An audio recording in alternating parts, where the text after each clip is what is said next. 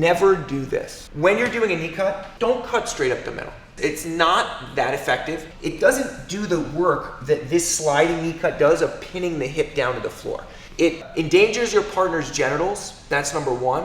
Number two, it's often like too slippery to be effective. And three, it doesn't even pin your partner's leg. Whenever you're doing a knee cut, make sure that you're doing it over your partner's leg like this so that you can actually drop your knee onto the floor and pin your partner's hip. From this position, whether we keep our forearm on the inside or we dive immediately to an underhook, whether our partner has a knee shield or they don't, when you pin your partner's leg, you're able to stop half of their hips from moving, okay? Plus, you're tilting them off to the side, preventing them from more easily retaining their guard. This is what we're going for when we're doing a knee cut, okay? It's certainly not a knee smash up the center.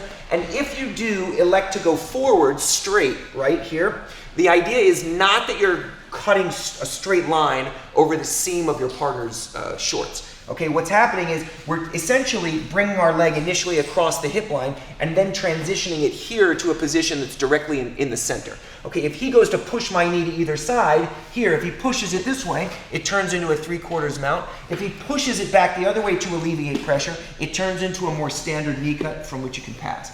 So try to avoid being that guy in training, or girl for that matter, where you're cutting directly up the center. It's annoying. It's not, I guess, technically illegal, but it's certainly not going to win you any friends. And you're also you might be, not guaranteed, but you might be missing the point of what's going on with the knee cut. The idea of a knee cut is you're pinning your partner's hip to be able to separate their legs and occupy the space in between, not to castrate or genitally mutilate them.